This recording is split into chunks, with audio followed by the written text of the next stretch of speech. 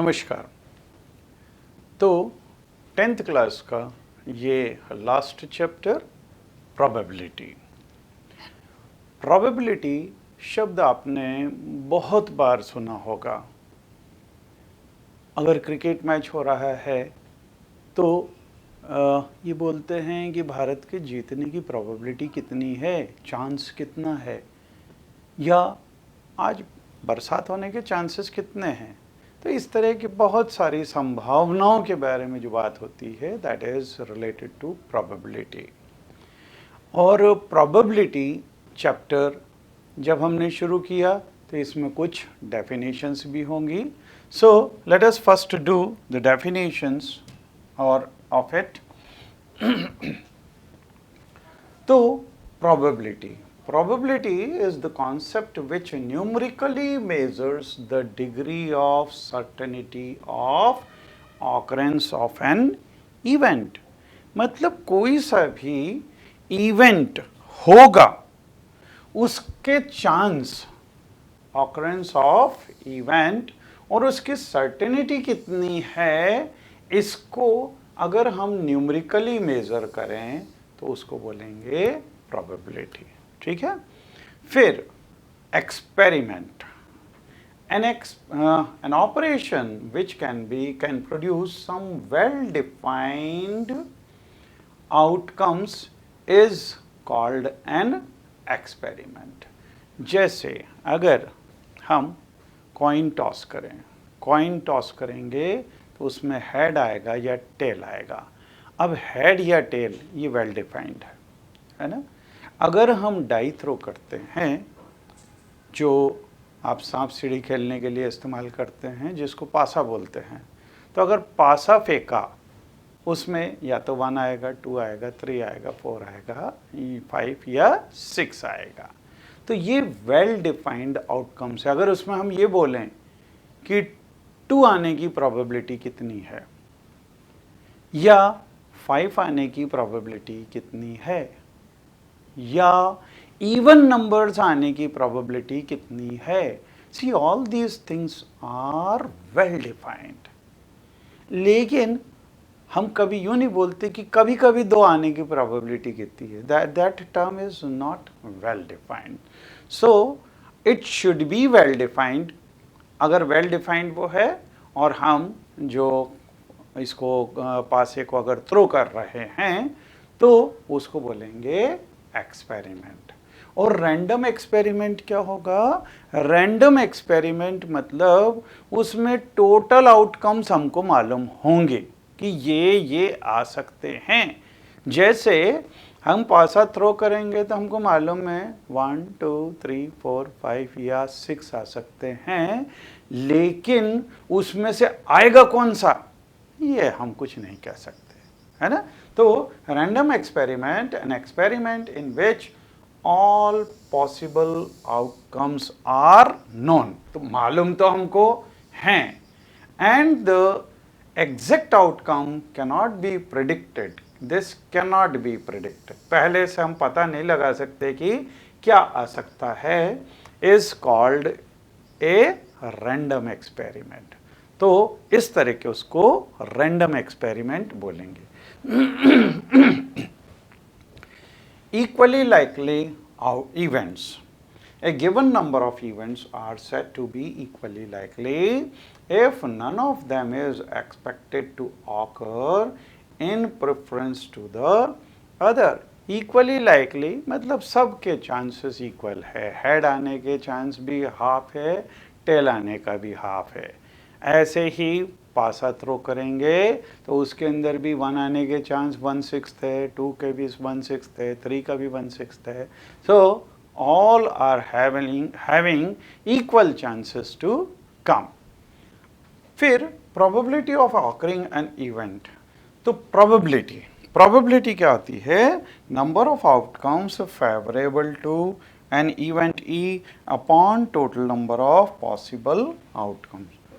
तो हमारा जो इवेंट है उसके फेवर में फेवरेबल इवेंट्स कितने हैं और upon total number of event कितने हैं।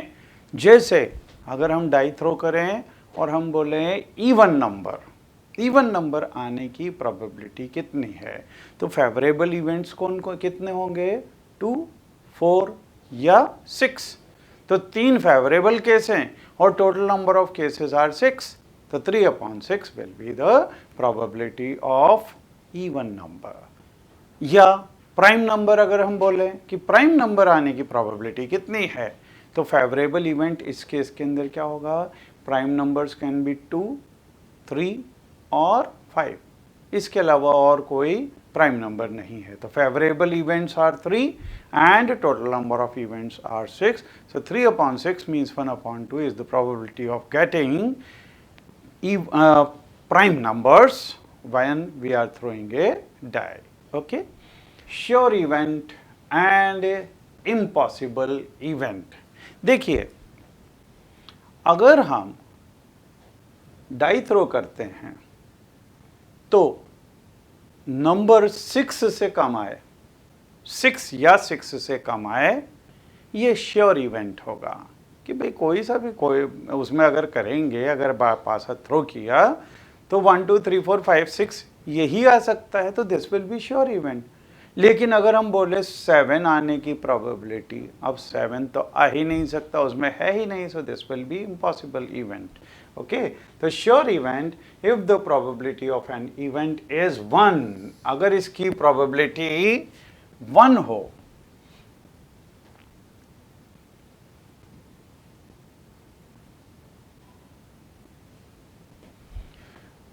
तो अगर किसी भी इवेंट की प्रोबेबिलिटी 1 हो, it is called sure event.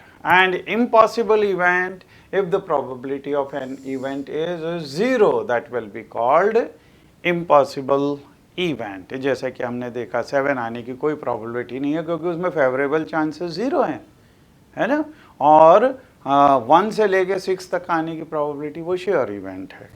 ठीक है। Then complementary event. Complementary event मतलब नहीं आने की probability, that is called complementary. ठीक है।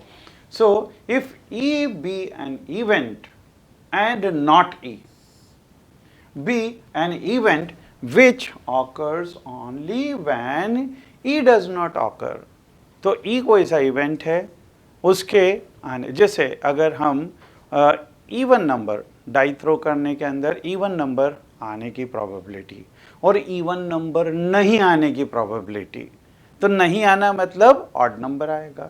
ठीक है। तो ऑड नंबर आना वो इवन नंबर आने का कॉम्प्लीमेंट्री इवेंट होगा। तो ई इवेंट है और not E, so this not E be the event which occurs only when E does not occur. E does not occur, right? We denote not E by E dash. E dash से हम इसको या फिर E bar से denote करेंगे and this is called complement of event E.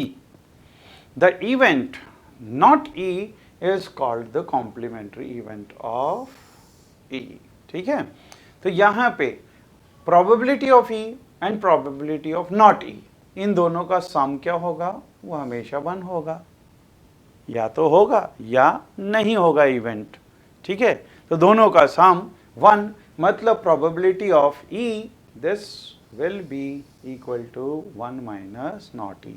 तो जब भी हमको कॉम्प्लीमेंट्री इवेंट की प्रोबेबिलिटी चाहिए हो तो 1 में से प्रोबेबिलिटी होने की प्रोबेबिलिटी को सब्ट्रैक्ट कर दो। ठीक है। Then we will get the probability of complementary event.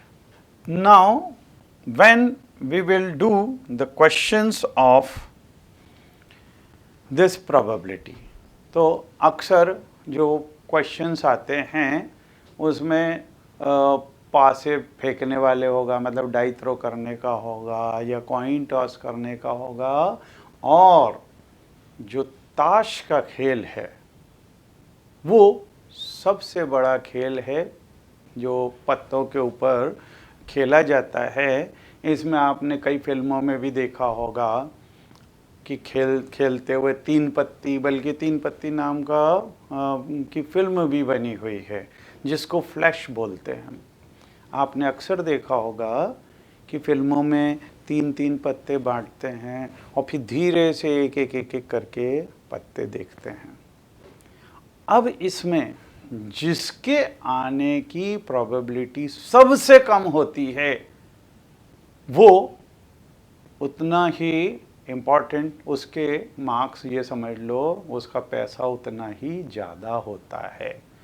जैसे 3 इक्के निकलने की प्रोबेबिलिटी, या 3 बादशाह, या 3 बेगम, 3 गुलाम, 3 दहले, 3 नहले, तो 3 एक जैसे और एक ही कलर के अंदर पत्ते आने की प्रोबेबिलिटी वो सबसे कम होती है। तो वो कॉम्बिनेशन सबसे ज़्यादा महंगा रहता है ना, उसकी प्रोबेबिलिटी सबसे कम है। फिर नेक्स्ट जो आता है वो आता है एक ही कलर के अंदर, एक ही कलर, या तो हुक्म हो या चिड़ी हो या पान हो, उसके अंदर इक्का बादशाह बेगम, बादशाह बेगम गुलाम, इस तरह से ऊपर से नीचे की तरफ इसकी भी प्रोबेबिलिटी कम होती है। तो इस तरह से पूरा गेम ये बनता है। अब हमको इस तरह के अगर क्वेश्चंस करने हैं तो पत्तों के ऊपर हमको मालूम तो होना चाहिए कि ये पत्ते होते क्या हैं, क्योंकि बहुत सारे बच्चे ये जुआ मान के और इसके बारे में ध्यान ही नहीं देते। लेकिन हमको क्वेश्चंस तो सॉल्व करने हैं उसके प्रोबेबिलिटी के, ठीक है। तो इसमें fact about playing cards, A deck of playing card has 52 cards. अब यहाँ एक चीज़ ध्यान रखना, वैसे 2 जोकर भी होते हैं, लेकिन हम यहाँ पे जोकर को इंक्लूड नहीं करेंगे, ठीक है। तो 52 पत्ते होते हैं, तो देयर आर 52 कार्ड्स, राइट। फिर there are 4 suits, namely spades, club, heart and diamond. अब देखिए, आपको हिंदी में इनके नाम मालूम होंगे। स्पेड्स मतलब हुक्म, क्लब मतलब चिड़ी, ये दोनों ब्लैक वाले पत्ते होते हैं, काले रंग के होते हैं। और हार्ट एंड डायमंड, हार्ट मतलब पान और डायमंड मतलब ईंट, ये दोनों लाल कलर के पत्ते होते हैं। There are 13 cards of each suit, तो यहाँ पे 13 पत्ते होते हैं। 13 पत्ते में इक्का दुक्का तिक्का चौका ऐसे अप टू 10 तो ये हो गए। फिर उसके बाद में गुलाम बेगम बादशाह, गुलाम बेगम बादशाह ये फेस कार्ड होते हैं, इनके अंदर चित्र बना रहता है गुलाम का, बेगम का, बादशाह का, ठीक है। तो टोटल हो गए 13 पत्ते। अब फेस कार्ड देखें तो 3 फेस कार्ड एक सूट के अंदर हैं, तो 4 के अंदर 12 फेस कार्ड्स हो गए। कभी क्वेश्चंस अगर आते हैं फेस कार्ड से रिलेटेड तो हमको मालूम होना चाहिए टोटल पत्ते फेस कार्ड वाले कितने हैं, ठीक है। तो now see, spades and clubs are black cards, hearts and diamonds, these are red cards. Then there are 12 face cards, namely 4 kings, ये जो बादशाह है, 4 queens and 4 jacks, मतलब 4 गुलाम, 4 बेगम और 4 बादशाह। तो ये हमारे को मालूम होना चाहिए। Once we know this, now we are prepared to solve the questions। तो अब हम आते हैं questions के ऊपर। तो सबसे पहले a die is thrown once, find the probability of getting an even prime number and a multiple of 3। अब देखें इसके अंदर सैम्पल स्पेस जो होता है, मतलब टोटल वो कितने पॉसिबिलिटीज़ हो सकती है। जब डाई थ्रो किया तो 1 हो सकता है, 2 हो सकता है, 3, 4, 5 एंड 6, ये तो हो गई सैम्पल स्पेस, मतलब total possible cases, total possible events ये हो गए। अब हमको चाहिए एन इवन प्राइम नंबर। देखिए प्राइम नंबर्स होते हैं 2, 3 और 5, अब 2, 3, 5 इसमें से इवन तो सिर्फ एक ही है, वो भी है 2। तो फर्स्ट केस के अंदर अगर हम ए इवेंट लें इवन प्राइम नंबर, तो इसके अंदर केवल 2 आ रहा है। This is singleton set 2। ये सेट के अंदर केवल एक ही नंबर है, वो है 2। तो अब देखिए what will be the probability of A, probability of event A, this will be number of favourable cases. इसके अंदर फेवरेबल केस कितना है, 1 है, और total number of cases these are 6, so probability will be 1/6. Then second,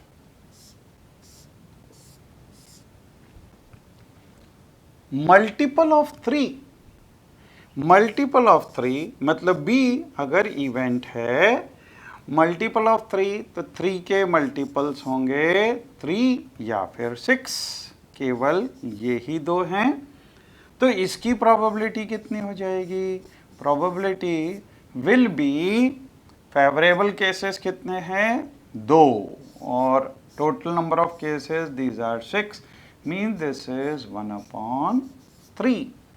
So probability of multiple of 3, this will be 1/3। तो देखिए answer आ गया 1/6 और 1/3, and this question was asked in CBSE examination 2012। ठीक है।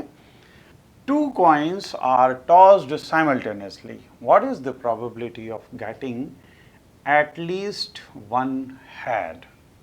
अब यहाँ पे आप ध्यान रखना, at least, at most ये आता है, तो इसका मतलब क्या है।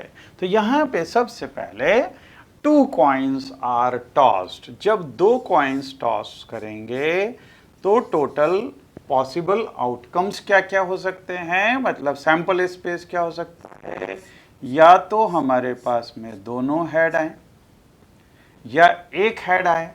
एक हेड में पहले हेड और फिर टेल हो सकता है, या फिर पहले टेल और फिर बाद में हेड हो सकता है, और या फिर एक भी हेड ना आए, मतलब दोनों केसेस में टेल टेल अगर आ जाए, तो ये टोटल ऑल पॉसिबल केसेस हैं, और इसको हम बोलते हैं सैंपल स्पेस। ठीक है। अब हमको क्या चाहिए, what is the probability of getting at least one head. At least one head मतलब कम से कम एक हेड। तो कम से कम एक हेड में या तो एक होगा या 2 हो सकते हैं, इससे ज़्यादा तो जाएंगे भी नहीं। तो अगर A is event of at least one head, तो अगर एक हेड होगा तो HT या TH एक हेड, और अगर 2 होंगे तो ये हो जाएगा HH, right, HH। So what will become the probability of A? Probability of A will be total number of favorable cases, तो favorable cases 3 हैं, और total number of cases 1, 2, 3, 4, तो total number of cases हो गए 4, तो probability will be 3/4। Okay, चलो आगे बढ़ें। ये क्वेश्चन भी CBSE एग्जामिनेशन में पूछा हुआ था 2014, और आंसर ये देखिए 3/4। अगले उसमें 3 unbiased coins are tossed simultaneously. अब यहाँ पे 2 की जगह 3 आ गए। Find the probability of getting exactly 2 heads, at least 2 heads and at most 2 heads। तो अब इसमें सबसे पहले हम देखें सैंपल स्पेस, मतलब टोटल आउटकम्स क्या क्या हो सकते हैं। अब यहाँ पे 3 अनबायस्ड कॉइन्स हैं। अनबायस्ड मतलब एक के आने से दूसरे को फर्क नहीं पड़ता, और हेड और टेल दोनों का चांस इक्वल है आने का, है ना।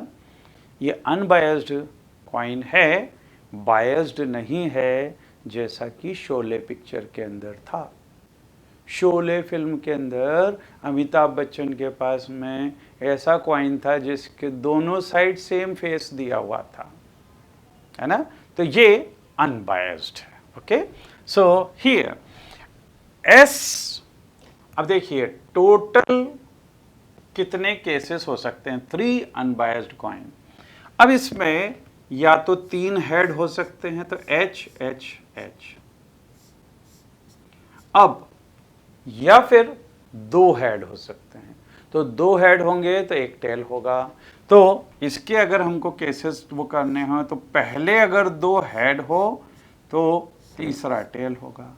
अब इस टी की पोजीशन को चेंज करेंगे तो हमारे पास में मिलेगा टी एच टी एच। इसको यहाँ खिसका दिया, इसको यहाँ पे खिसका दिया, फिर टी को इधर खिसकाएं तो ये हो जाएगा टी एच एच। तो ये 3 केसेस होंगे जिसमें 2 हेड आ रहे हैं। अब 1 हेड अगर हो तो जैसा एक टेल वाला केस था वैसे ही 1 हेड वाला केस भी बन सकता है कि 1 हेड के लिए सबसे पहले अगर हेड आए फिर बाद में 2 टेल आए। अब हम इस एच की पोजीशन को चेंज करें तो ये एच इधर आया तो टी एच टी, और फिर वापस और इधर शिफ्ट करें तो ये हो जाएगा टी टी और एच। तो ये 3 हेड, इसमें 2 हेड और इसमें 1 हेड, और अब एक भी हेड ना हो मतलब तीनों टेल हों। तो टोटल नंबर ऑफ केसेस कितने हो गए, 8। ठीक है, सो देयर आर 8 केसेस। अब हम आ जाएं क्या क्या चीजें पूछी हुई है। गेटिंग एग्जैक्टली 2 हेड्स, तो सबसे पहले ए एग्जैक्टली 2 हेड्स मतलब ये इसमें 2 हेड और ये 2 head, means A will be H H T H and T H H, exactly 2 heads this event is having. Therefore, what will become probability of this? Probability of event A will be, इसमें total number of favorable cases 3 हैं और number of cases ये 8 है। So probability of A will be 3/8। ये देखिए first का answer है 3/8, ये फर्स्ट केस, राइट। अब सेकंड केस देखें तो सेकंड केस के अंदर बी अगर माने इसको, बी में एटलीस्ट 2 हेड्स, एटलीस्ट 2 हेड्स मतलब या तो 2 हेड होंगे या 3 हेड होंगे। ठीक है, 2 हेड के अंदर ये केसेस आएंगे और 3 हेड में ये वाला भी आ जाएगा, means this will be H H H, then H H T, then H T H and T H H. तो इस केस में हमारे पास में 4 पॉइंट्स हैं इसमें। तो यहाँ पे now probability of B will be equal to, probability of B will be, here favorable cases are 4 and total number of cases are 8, so this will cancel 1/2, so see this is 1/2. Okay, then third one, at most 2 head मतलब ज़्यादा से ज़्यादा, at least मतलब कम से कम 2 और at most मतलब ज़्यादा से ज़्यादा 2। ज़्यादा से ज़्यादा 2 मतलब पहला केस हो कि एक भी हेड ना हो, दूसरा केस 1 हेड हो, तीसरा केस 2 हेड हो। ठीक है, ज़्यादा से ज़्यादा 2। तो उस केस के अंदर थर्ड, सपोज दिस इज ई, हाँ सी। तो सी के अंदर हमारे पास में आएंगे सबसे पहले एक भी हेड ना हो, मतलब तीनों टेल, तो ये आ जाएगा टी टी टी। फिर एक हेड हो, एक हेड मतलब ये वाले केसेस एक हेड वाले हैं, तो H T T, then T H T, then T T H. इनमें एक हेड हो गया, यहाँ पे एक भी हेड नहीं, इसके अंदर एक हेड और फिर दो हेड वाले मतलब ये H H T, then H T H, then T H H. तो ये एक भी हेड नहीं, एक हेड और फिर दो हेड, तो ज्यादा से ज्यादा दो, तीन नहीं ले सकते। अब ये कितने हो गए टोटल? 7 वो हो गए। तो what will become the probability of C? Probability of C will be 7 तो फेवरेबल केसेस और टोटल नंबर ऑफ केसेस 8. तो 7/8, see this is answer for this. तो ये क्वेश्चन भी CBSE एग्जामिनेशन 2015 में पूछा हुआ है, ठीक है।